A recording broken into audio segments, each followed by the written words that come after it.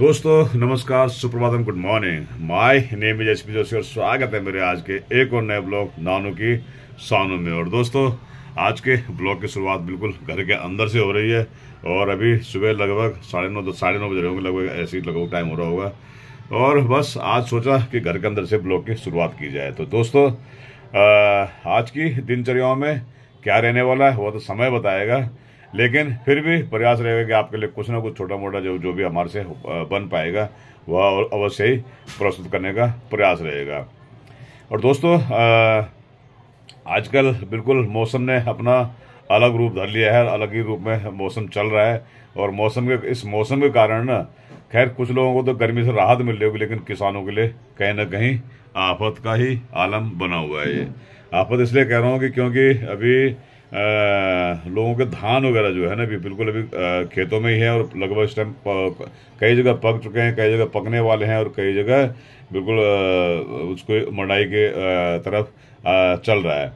तो ये प्रक्रियाएं चल रही हैं, लेकिन क्योंकि ऐसे मौसम में धान का खराब होना एक बहुत नॉर्मल सी बात हो जाती है। और एक क्योंकि मौसम बारिश लगातार दिल्ली एनसीआर में तो लगातार हो रही है, लेकिन अभी अब और जगह भी बारिश ने अपना रुख ले लिया अपना। तो ये थोड़ा सा ये चीज़ें चिंता तो करती है, क्योंकि अब कहते हैं ना किसानों के दुश्मन सभी होते हैं, चाहे प्रकृति लगा लो, सरकार लगा लो या आम आदमी भी लगा लो। तो किसानों के तो हमेशा लोग दुश्मन ही होते हैं और प्रकृति भी उसी के रूप में आ जाती है, तो एक दुश्मन के रूप में आते हैं कई बार। हालांकि उसके बगैर गुजारा भी नहीं है, लेकिन वही समस्याएं हो जाती हैं कि फिर खैर जो भी है यह प्रकृति है, इसके साथ तो कुछ कर भी नहीं सकते हैं। तो प्रकृति से कहते हैं कि अपना ही बचाव अपने आप ही करना पड़ेगा। तो खैर देखते हैं आज का कैसा कैसा मौसम रहने वाला है और कैसा कैसा व्यवस्था रहने वाली है और कैसे कैसे दिनचर्या रहने वाली है। तो चलिए दिखाता हूँ आपको सीधे पहले बाहर का मौसम के क्या हाल है दिखाते हैं आपको। दोस्तों चलते हैं जरा बालकनी में और देखते हैं बालकनी से बाहर का नज़ारा। तो आसमान पे बादल तो पूरे छाए हुए हैं और सूर्यदेव कहीं ताका झांकी भी नहीं कर पा रहे हैं आज, ये समस्या है। और वहीं देखा जाए तो बढ़िया करके कॉलोनी की सफाई हो चुकी है, बढ़िया साफ़ सुथरा करके हो चुकी है बेहतरीन तरीके से। और कैमरे ने मेरे को देखते ही टूं करना शुरू कर दिया है। और वहीं रही बात बालकनी की, तो बालकनी में टमाटर पे फूल आ रहे हैं, मुरझा रहे हैं। क्या कारण हो सकता है? कुछ ना कुछ कारण होगा इनमें, क्योंकि कहीं ना कहीं कुछ समस्या होगी तभी ऐसा हो रहा होगा, क्योंकि फूल तो आ रहे हैं। उसके बाद में कहाँ गायब हो रहे हैं ये पता नहीं। वहीं जल्दी ही गुडल पे भी फूल आने ही वाले होंगे। और बस बाकी सब कुछ अपने अपने लेवल पे चल रहा है। देखो ये चटनी वाला मुर्रा, शानदार मुर्रा। देखो ये है मेरी बालकनी में। और ये सबसे बड़ी बात पता क्या होती है, 12 महीने रह जाती है गमले में। आप यदि रखो घर में भी गमलों में लगा दो तो 12 महीने रह जाएगी। और तुलसी मैया के तो कहने ही क्या, एकदम बहुत शानदार सी हो रही है। देखिए ये बहुत शानदार तुलसी हो चुकी है। और बस यही है, बाकी तुम सामने स्कूल है, स्कूल शुरू हो ही चुकी है। आज मैं भी स्कूल जाऊँगा, 2 दिन स्कूल जाना फिर 3 दिन की छुट्टी, यही हमारा चलता रहता है। तो चलिए साहब बाद आपको दिखा दो नाश्ता भी अपना। और नाश्ते में आज तो गर्मा गर्म पराठे, मौसम भी उड़कर ठंडा, हालांकि बाहर धूप आ चुकी है। और साथ में है बंसकिल और मिर्च की अचार। और अगले साल बनाऊंगा बढ़िया करके बंसकिल का अचार कई क्विंटलों के हिसाब से, और लोगों के लिए प्रोवाइड कराऊंगा।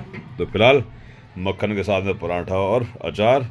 तो करते हैं एंजॉय, और बस बाकी करना क्या है, खाते हैं साहब। जबरदस्त नाश्ते के साथ में, बढ़िया नाश्ते के साथ में आ गई है कॉफ़ी, और कॉफ़ी का लेते हैं आनंद। और बस वहीं भाई साहब दीपांशु तो नीचे बैठ गया और दबा के खाइए पराठा, मजे कीजिए। प्याज वाले को बने सादा बने, मिक्स है बढ़िया, मिक्स वाले में ज़्यादा मज़ा आता है।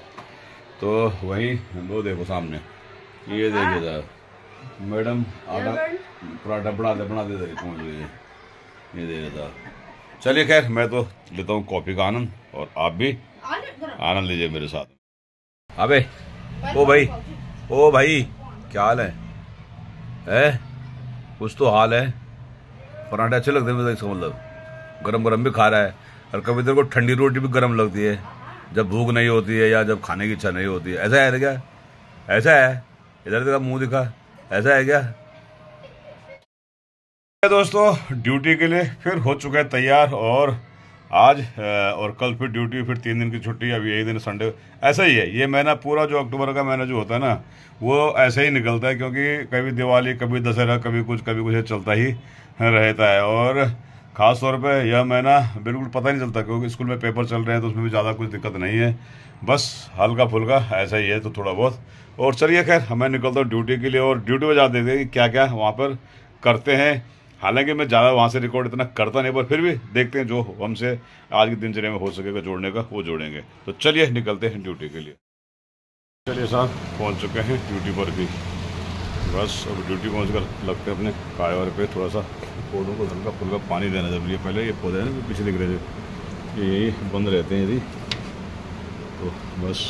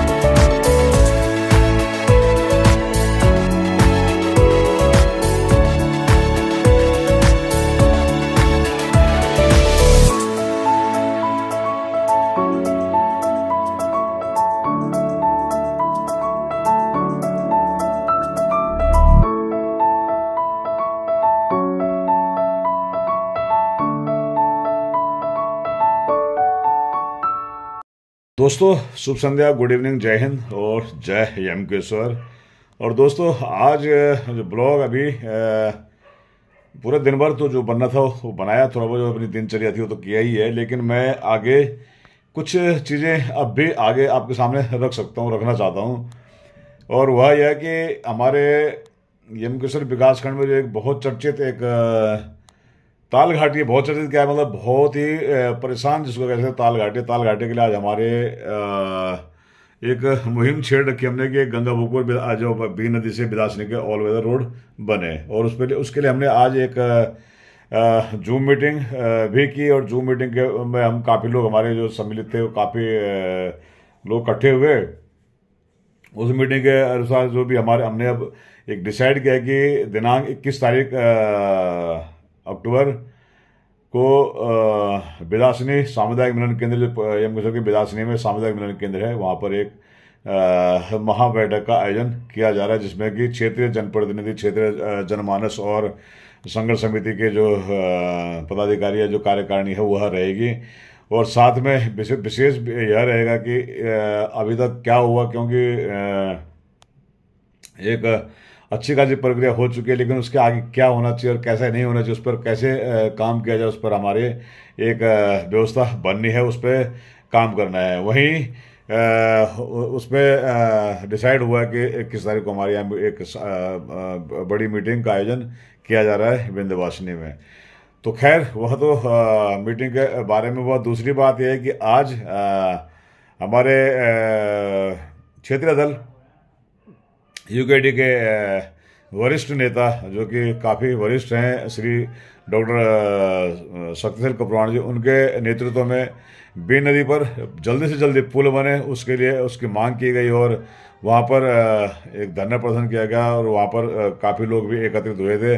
क्योंकि असल में यह चीज़ें, हालांकि कहा जा रहा है कि यार अब लगभग बनने के लिए जो भी प्रक्रिया है उस पर काफ़ी आगे पहुंच चुका है अभी, और इस पर टेंडर भी आमंत्रित हो चुके हैं। मुझे लग रहा है कि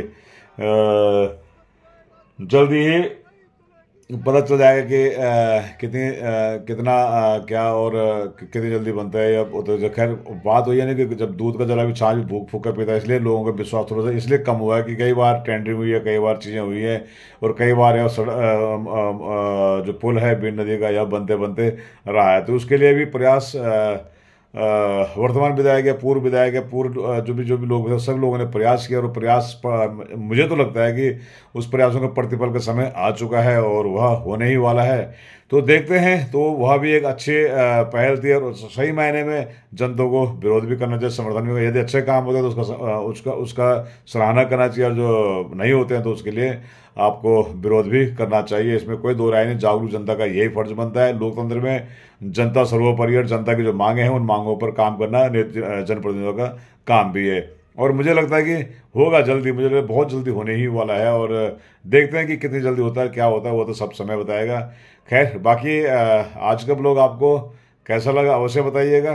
यदि अच्छा लगा हो तो थोड़ा सा लाइक शेयर एंड सब्सक्राइब करना बिल्कुल ना भूलें, और साथ में आपने अभी तक सब्सक्राइब नहीं किया तो कर दीजिएगा, क्योंकि इसमें ज़्यादा कोई बहुत बड़ा पंगा नहीं है। आप करेंगे आपको कुछ नहीं जाने वाला है। आप जो अगर सब्सक्राइब कर देंगे तो कम से कम मेरा एक सब्सक्राइबर बढ़ जाएगा। बस यही है। तो खैर चलो मिलते हैं फिर कल एक नए दिन जैसे नए ब्लॉग के साथ में। जय हिंद, जय उत्तराखंड, जय यमकेश्वर, बाय बाय। कोदू झंगुर न कौनी रे किले ओ मैं तेरा गाँव। कोदू झंगुर न कौनी रे किले ओ मैं तेरा गाँव। सारियों माँ बांदर सुंगुरु गोणी हो, सारियों माँ बांदर सुंगुरु गोणी